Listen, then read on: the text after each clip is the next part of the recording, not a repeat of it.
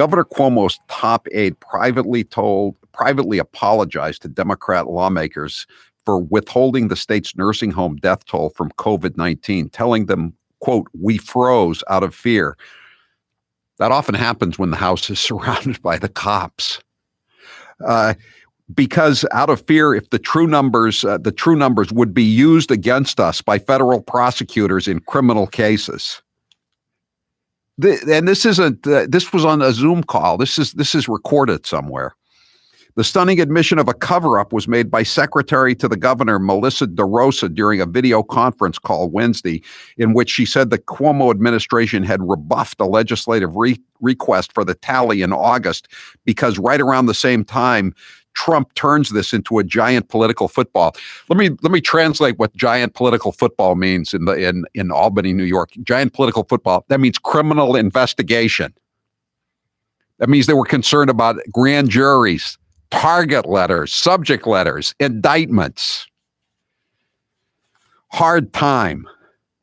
He starts tweeting that we killed everyone in nursing homes. He starts going after Murphy. He starts going after Newsom, starts going after Gretchen Whitmer.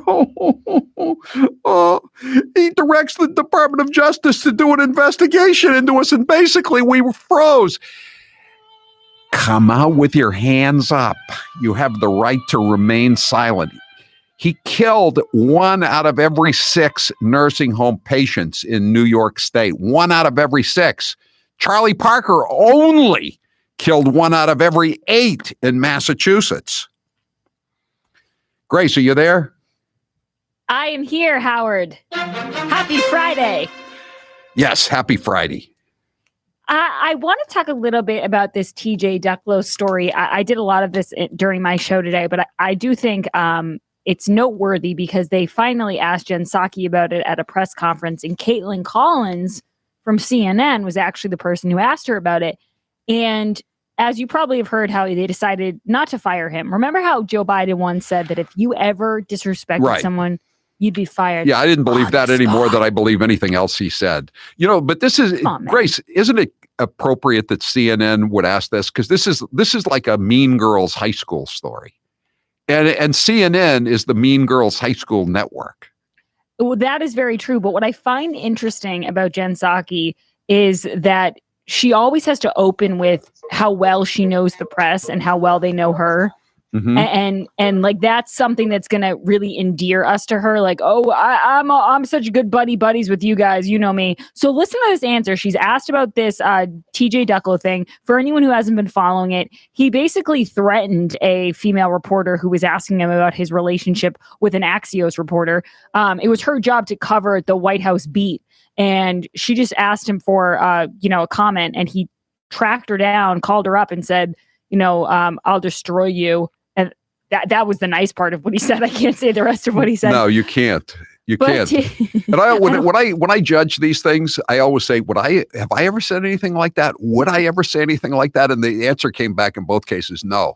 Howie said to me, I've never said anything like that. And I go, I know, Howie. How to tell me that? and then Howie said, do you think she was recording it? And I said, I don't know, because I don't record phone calls, but I don't expect to be called these kind of things by someone when they call me. Most of my calls are very short, and they involve like, what's for dinner tonight? Not this kind of like vitriol that he was spewing. He was basically saying that this reporter, can I just break it down for a second, Howie, in case people haven't been following it? This reporter from Axios that he is dating her. And another reporter from Politico. And if you're over 18, dating means, well, you know what it means. Yes. And another reporter got the story, and she found it interesting because it's a major conflict of interest. I mean, the Axios reporter is reporting on the Biden White House, and TJ Ducklo is the deputy secretary to the press secretary. So the reporter was working on a story. He's the assistant to the assistant, as they say at UMass. He's Dwight Schrute, the assistant to the regional manager. And this person got the story, and she was working with a colleague about it. The colleague called TJ Ducklo to confirm it. And rather than call him back and deny it, he called the female reporter. In this call to the female reporter, we're not sure if she recorded it or what. I'm guessing she did. He said that he would destroy her and that she was only jealous because the woman that he's dating got basically hit on by a guy that didn't want to sleep with this reporter. It's very high. Howie's right. It's very high school, and it's very immature. But God, it's great to be a Democrat, though, isn't it? Oh God, You can just do whatever you damn well please. it really. And there's nothing that can be done. You can kill 1/6 of the nursing home patients in your state, and then you can get an Emmy Award for it. And the best part is, Howie, like, you go on their Twitter and stuff after it happens and you assume, like, if this happened to me, if a story came out of this level of hypocrisy and just terribleness, like if I was swearing at people, Howie would be like, lay low. Even like, first of all, you'd probably fire me. Second of all, it'd be like, lay low. These people are still out there tweeting about Joe Biden and his cup of coffee and his leather jacket. Like, nothing slows them down. Grace, can we have these sycophantic quotes though from today? No, that's what I want to get. I'm more interested in that than I am these turds. No, we totally will. But first, listen to this question by Caitlin Collins. To her credit, it's a decent question. And listen to Jen Psaki basically say, "We're all friends here." Question. A deputy of yours has been suspended for a week without pay for comments he made to a female reporter bullying her after she reached out for a request for comment on a story. Whose idea was the 1 week suspension instead of a potential resignation or firing? And how can you keep this person in a public-facing press relations role dealing with female reporters when he made such sexist comments to this female reporter reaching out for a request for comment? Well, let me first say, obviously, Caitlin, that I take this very seriously. Right. I'm a woman, obviously, but I've been in this town working in press and communications for nearly 20 years, almost 20 years. And I think many of you know me and have worked with me closely. And many of you know many people in this building, including the president, who take these allegations. That's good, Jared. That's the only part I even wanted to play, Howie, because that drives me crazy. Like, we all know that you guys rub elbows and get beer after work, or not even beer. They probably drink like white wine. No, there's no way they've ever had any beer. No, they're drinking Chardonnay. But it's like, you don't have to open every answer with, we're all friends here. It's like, we know. Stop. We're not. We all live in this town. We're not deplorables. We don't have calluses on our hands. We've never changed a flat tire. Come on, we're in this town. They all think they're characters on like House of Cards. It's so annoying. But yes, to Howie's point, we do have to get to some of these quotes. Howie, see, with my generation, I would say it's like they're meeting Justin Bieber outside the White House. But for you, it would probably be more apt to say it's like when the Beatles came off the plane and everyone's and the girls are crying. This is the level of fawning that Joe Biden gets for simply walking outside in a leather jacket and Ray-Bans. Let's play the. What's your gift for Valentine's Day?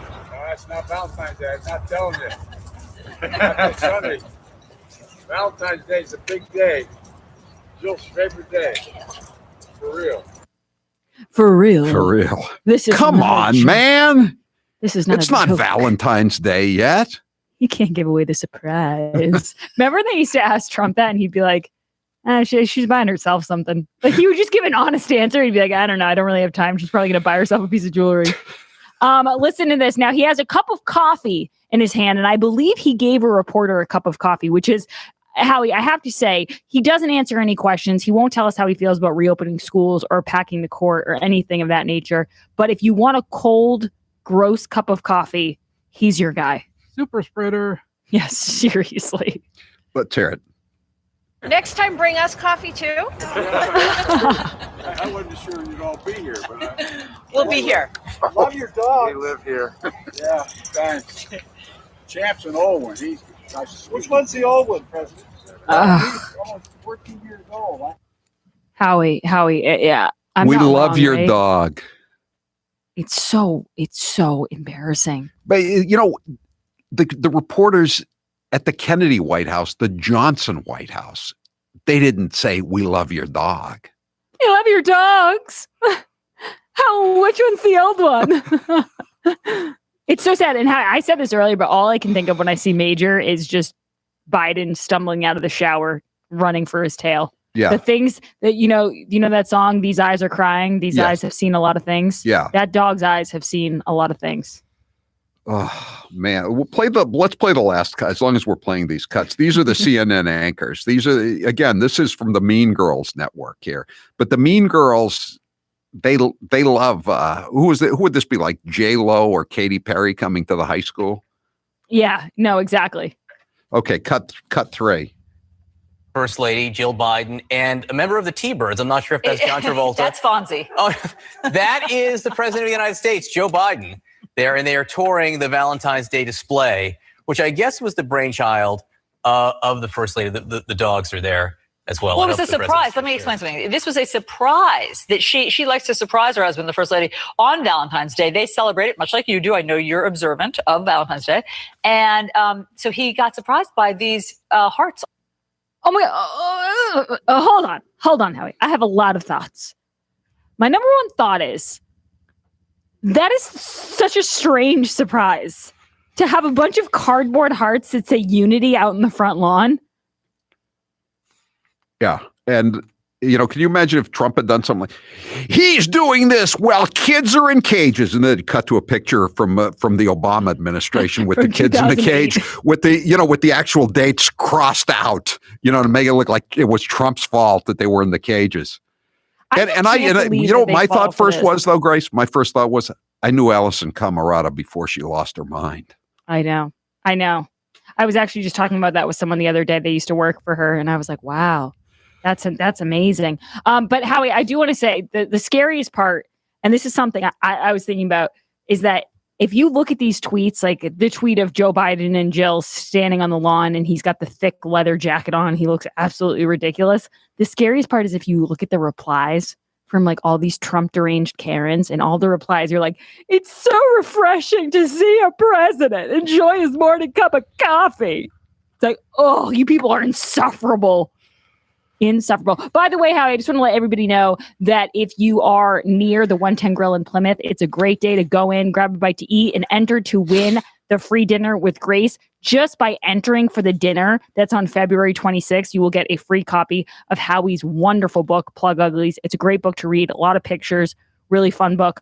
And we'll pick the winners on February 25th. So make sure if you're near the 110 Grill in Plymouth this weekend, stop in, ask to fill out a form, and you will be entered to win.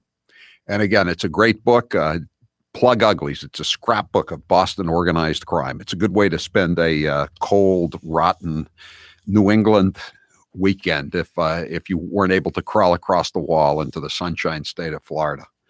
All right. Thank you, Grace. I'll see you later for Police Blotter Facts Friday. Thanks, Howie. Great news. The Gen 40 heater is back and just in time for the really cold temps. Oil prices are going to go up. They already are going up, as if you've been to a gas station lately. The Keystone XL pipeline has been stopped. $35 million gallons of oil a day are gone. They're going to China because Joe Biden's president and Hunter Biden is his son. Now there is a new moratorium on fracking on federal land. That means natural gas prices are going through the roof. They're going to shut down all the coal mines. It's been 10 degrees for a long time now in New England. It's been snowing every other day, it seems like. You need to start planning, and that means you need the Gen 40 heater. Robert from the Cape says the Gen 40 performs like no other heater I've ever used. It is remarkable. It really is, and it's light and easy to use, and it looks good too. I'm holding it up right now on social media. The Eden Pure Gen 40 makes you feel warmer than your furnace, and it also costs less to run. You may be working from home now and you'll need to pay close attention to the heating bills. The Eden Pure Gen 40 will pay for itself in a matter of weeks, and it's safe for animals, for young children, for everybody. It's not like the old space heaters. Go to EdenPure.com and put in code word Howie Deal to get $50 off the sale price. That's EdenPure.com and use code word Howie Deal for an extra $50 off. These heaters are in high demand, so go right now to EdenPure.com. I'm Howie Carr. Born in Maine, made in Massachusetts, and now a resident of the Sunshine State, Howie Carr, the original carpetbagger.